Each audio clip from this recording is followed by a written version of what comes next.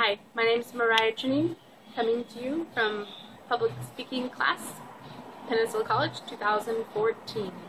The People Speak. Amundson, as one introduction from an interview with Bill Moore puts it, became a single mother on September 11, 2001. That is a powerful way to say that her husband was murdered. Her husband, Craig, was killed when a terrorist-flown plane crashed into the Pentagon. At the time, Amber was 28 and then became a widow with 2 children. Outrage and hatred were spreading across the country like wildfire. A war is being called for, a war on terror. Contrary to the cry for revenge was the widow's plea by Amber. Throughout their lives, Amber and her husband Craig lived a life valuing peace, honesty, and justice. Those are just some of the messages they taught their children. Craig joined the military to make a difference in the world, to make it a more peaceful place. Amber attests to her husband's peaceful character by describing the bumper sticker that had been on the back of his car all through his employment at the Pentagon.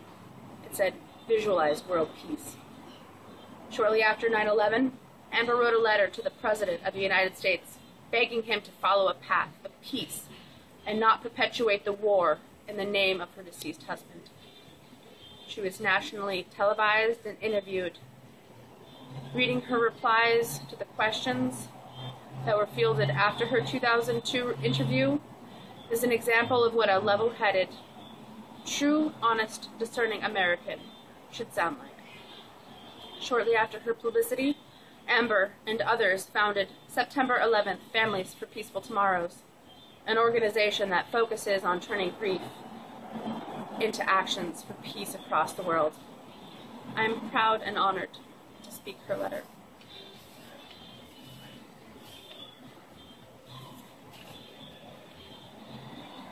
Immediately after terrorists attacked the Twin Towers and the Pentagon on September 11, 2001, President George W. Bush proclaimed war on terrorism, and soon after began the bombardment of Afghanistan.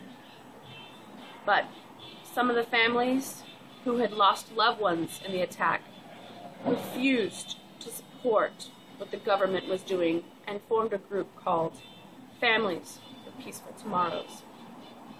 The family of Phyllis and Orlando Rodriguez, whose son Greg was among the many missing from the World Trade Center, wrote to the New York Times, "We sense that our government is heading in a direction of violent revenge.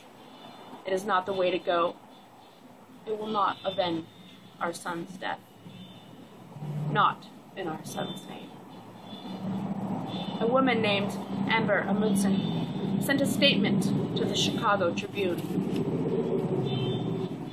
"My husband, Craig Scott Amundson, of the U.S. Army, lost his life in the line of duty at the Pentagon on September 11th, as the world looked on in horror and disbelief.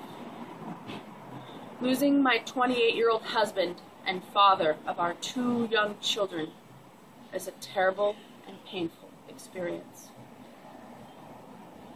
I have heard angry rhetoric by some Americans, including many of our nation's leaders, who advise a heavy dose of revenge and punishment.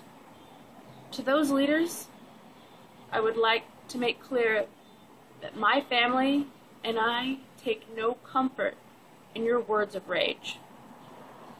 If you choose to respond to this incomprehensible brutality by perpetuating violence against another innocent human being, you may not do so in the name of justice for my husband.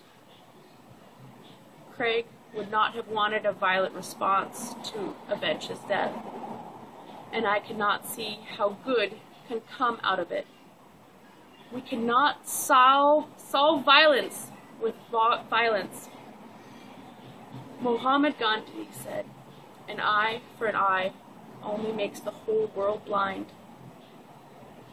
I call on our nation's leaders to find the courage to respond to this incomprehensible tragedy by breaking the cycle of violence.